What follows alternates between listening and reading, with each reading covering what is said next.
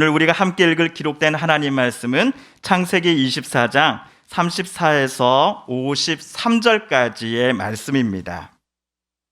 구약 32쪽경에 있는 창세기 24장 34에서 53절까지의 말씀입니다. 그가 이르되 나는 아브라함의 종이니이다.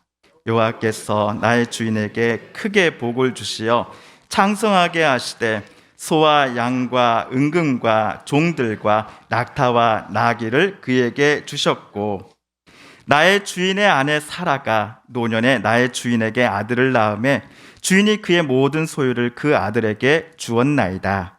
나의 주인이 나에게 맹세하게 하여 이르되 너는 내 아들을 위하여 내가 사는 땅 가나안 족속의 딸들 중에서 아내를 택하지 말고 내 아버지의 집 내 족속에게로 가서 내 아들을 위하여 아내를 택하라 하시기로 내가 내 주인에게 여쭈되 혹 여자가 나를 따르지 아니하면 어찌하리까 한즉 주인이 내게 이르되 내가 섬기는 여호와께서 그의 사자를 너와 함께 보내어 내게 평탄한 길을 주시리니 너는 내 족속 중 내 아버지 집에서 내 아들을 위하여 아내를 택할 것이니라. 내가 내 족속에게 이를 때에는 내가 내 맹세와 상관이 없으리라.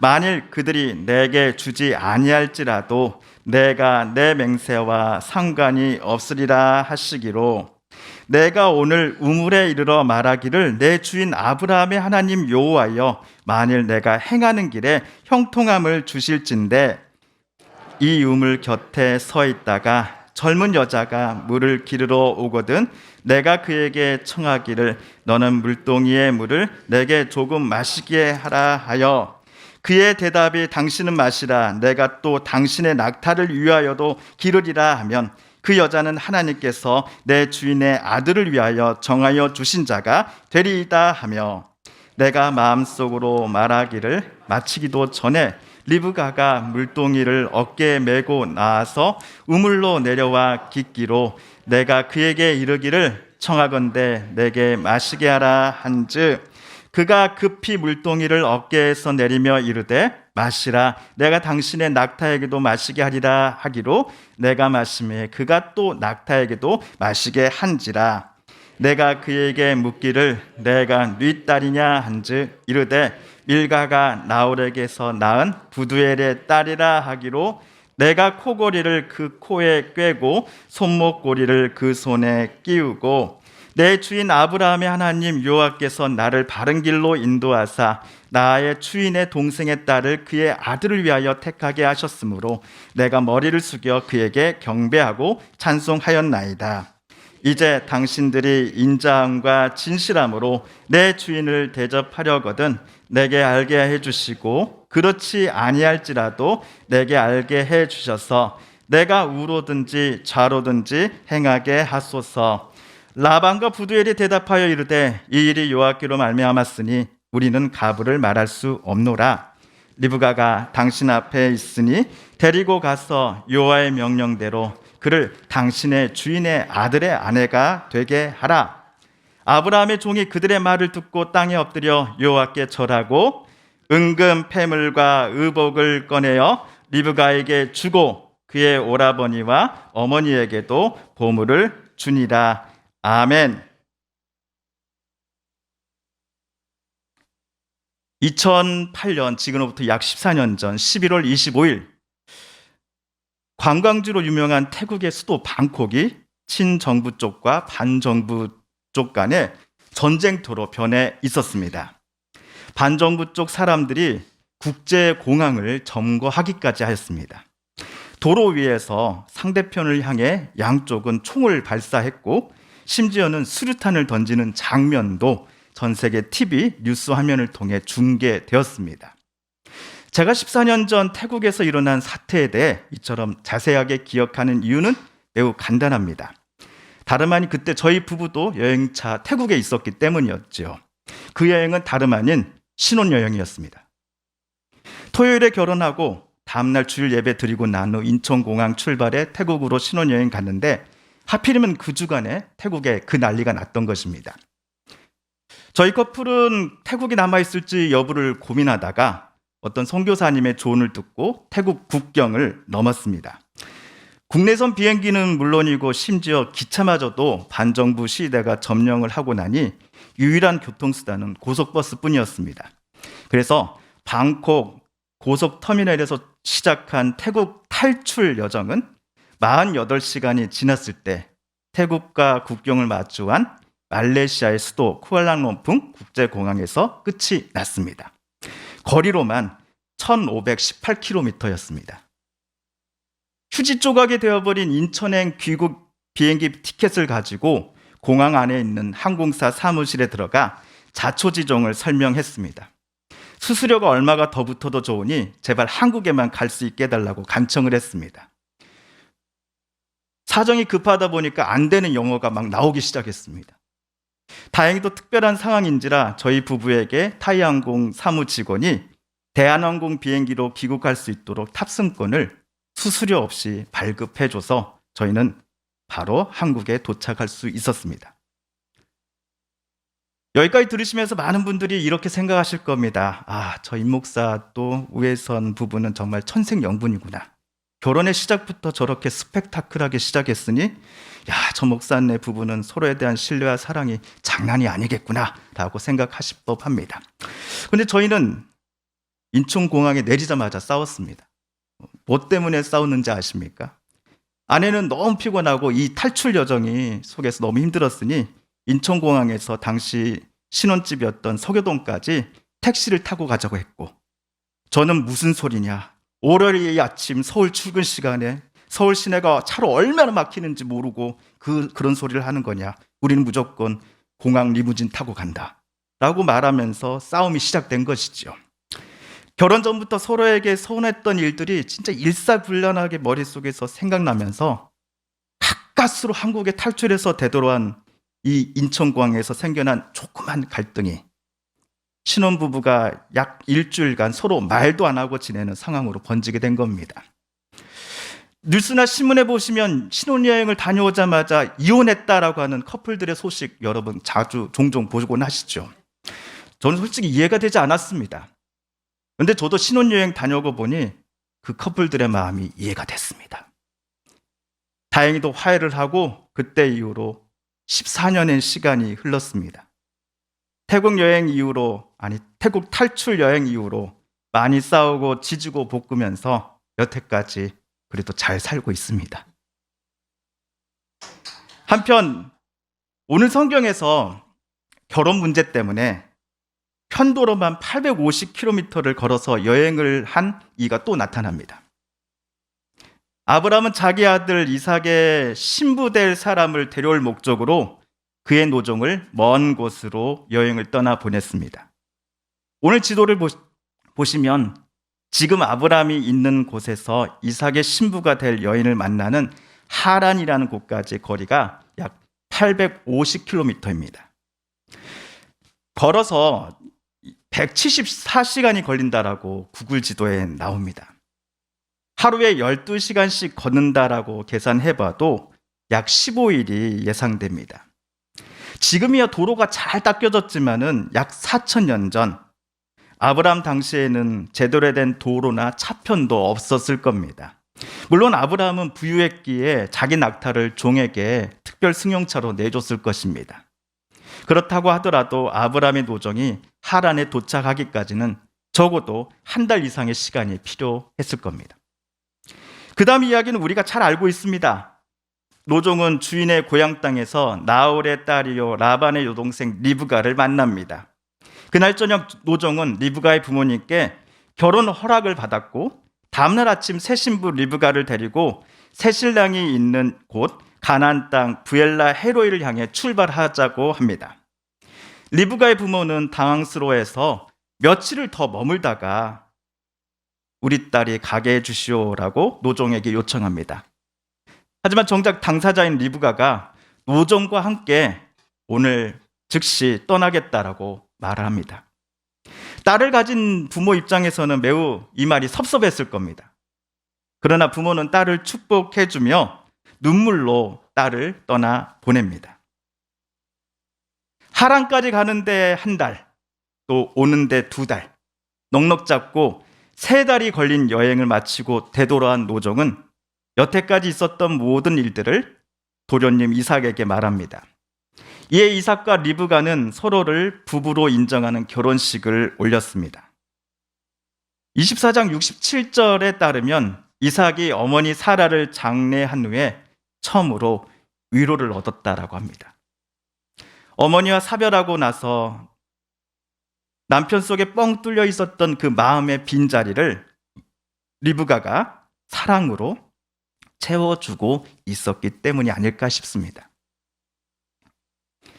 이삭이 아내 리브가를 어떻게 만나 결혼까지 하게 되었는지에 대한 이야기가 적혀 있는 오늘 창세기 24장을 우리가 중간 읽어보면서 이삭처럼 나도 내 아내가 될 사람을 만났으면 좋겠어 라고 생각하는 요즘 시대 청년들은 아마도 단 한 명도 없을 겁니다.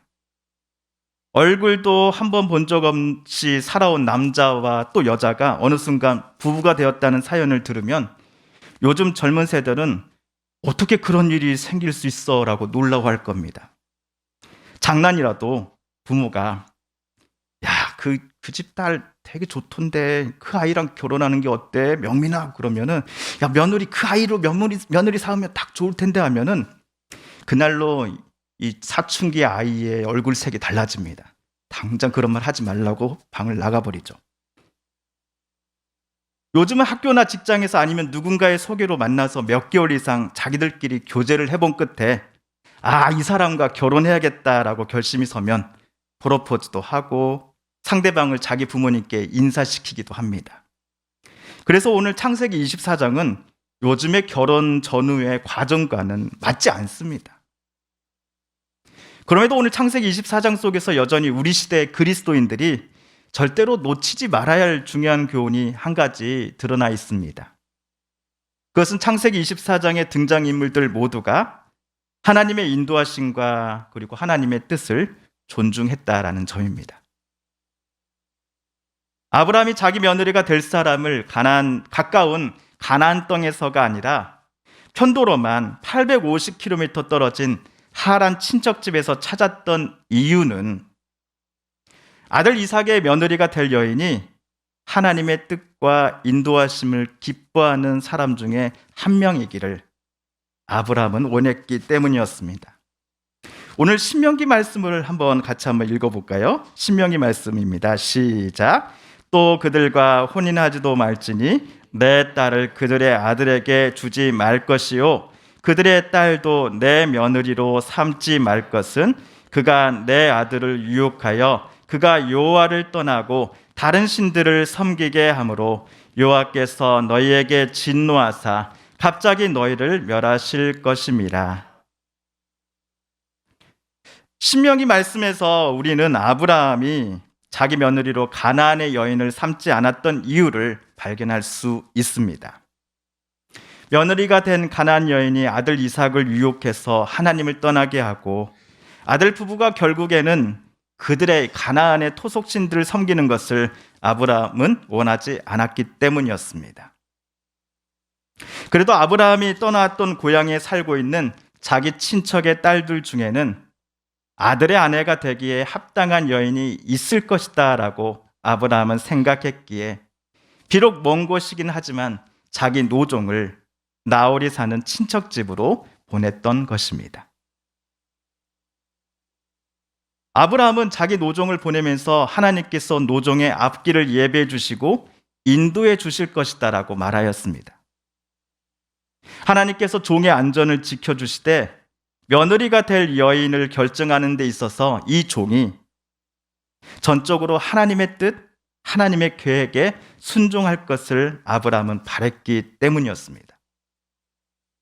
뭔가를 결정할 때에 자기 눈에 좋아 보이는 사람이 아니라 하나님께서 보시기에 좋아 보이는 일을 선택할 수 있는 지혜와 판단력을 이 노종에게 하나님께서 주시기를 아브라함은 기도했습니다. 자기의 경험보다도 하나님의 인도하심을 더 신뢰하는 것을 가리켜 우리는 믿음이라고 부릅니다. 다행히도 아브라함의 노종도 주인과 같은 믿음을 갖고 있었습니다. 하나님께서 뜻하시고 계획하신 바를 내가 보게 하소서. 주님께서 가장 선한 길로 나의 삶을, 내 주인과 도련님의 삶을 이끄실 것임을 나는 믿습니다라는 마음이, 바로 노종의 마음이 바로 이 말씀 속에 담겨져 있습니다. 또한 리브가의 아버지와 오빠도 마찬가지였습니다. 리브가의 가족들은 본인들의 판단, 경험, 생각도 여호와께서 자기 딸을 이끌어 가시는 방향과 시간, 목적보다 더 신뢰하지 않았습니다. 그래서 리브가의 가족들은 자기 자존심, 아니면 고집, 그런 것들을 여호와의 뜻과 인도하심 앞에 내려놓을 수 있었습니다. 그들의 모습을 우리는 두 자로 믿음이라고 표현할 수 있습니다. 다윗은 시편 37편에서 우리의 길을 여호와께 맡기자라고 말하며 이렇게 고백했습니다. 우리 시편 말씀을 같이 한번 읽어볼까요? 시작. 내 길을 여호와께 맡기라. 그를 의지하면 그가 이루시고 너의 의를 빛같이 나타내시며 내 공의를 정오의 빛같이 하시리로다. 여호와 앞에 잠잠하고 참고 기다리라. 자기 길이 형통하며 악한 꾀를 이루는 자 때문에 불평하지 말지어다. 분을 그치고 노를 버리며 불평하지 말라. 오히려 악을 만들 뿐이라. 진실로 악을 행하는 자들은 끊어질 것이나 여호와를 소망하는 자들은 땅을 차지하리로다. 아멘. 믿음을 우리는 다른 말로 우리의 길을 여호와께 맡기는 것이라고 표현할 수 있을 겁니다. 또한 여호와를 의지하는 것, 여호와 앞에 잠잠히 참고 기다리는 것이 바로 하나님을 믿는다고 하는 이들의 모습일 것입니다.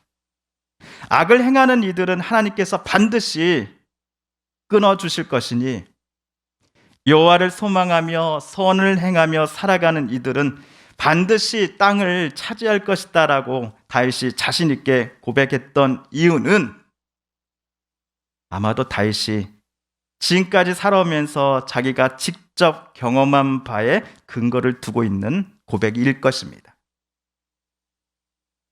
마찬가지로 우리들도 어떤 중요한 일들을 결정해야 할 때 하나님의 도우심을 간구하는 믿음의 사람들이 되기를 하나님은 우리에게 원하고 계십니다. 오늘 아브라함과 그의 노정, 또한 리브가 그의 가족들, 그리고 다윗이 여호와 하나님의 인도하심을 신뢰하면서 모든 일들을 결정해 나갔던 것처럼 말입니다.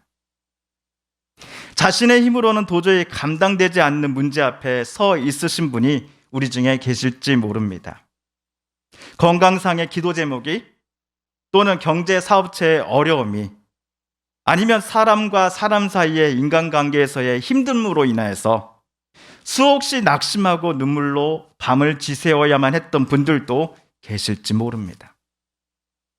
그러나 오늘 성경에 나온 인물들이 전적으로 하나님의 인도하심을 신뢰하고 그리고 또 하나님의 인도하심에 자신의 모든 생각과 앞길을, 또 행동을 맡겨드렸던 것처럼 우리도 하나님의 이름을 부르며 하나님의 도우심을 찾을 때에 하나님께서는 반드시 우리 성도님들의 삶을 가장 선한 길로 인도해 주실 줄 저는 믿습니다.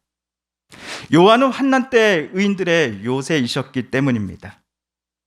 요한을 의인들이 의지할 때에 여호와께서는 악인들에게서 반드시 그들을 건져 주시고 구원하여 주셨기 때문이었습니다. 그러니 언제나 우리와 함께 하신다라고 약속해 주시는, 그 약속을 지켜주시는 신실하신 하나님을 우리도 날마다 찾고 부르짖을 때에 하나님 반드시 우리 성도님들의 눈물을 닦아주실 것입니다. 우리가 기대하지도 않았던, 또 예상할 수도 없었던 방법과 시간과 길로서 저와 여러분의 삶을 가장 아름답게 살아계신 하나님은 이끌어가 주실 것입니다. 우리 모두 더욱더 하나님을 신뢰하며 하나님의 인도하심에 우리의 모든 것들을 맡겨드리는 믿음의 삶을 2022년도 올 한 해 더욱더 풍성하게 가져보기를 간절히 소망합니다. 함께 기도하겠습니다.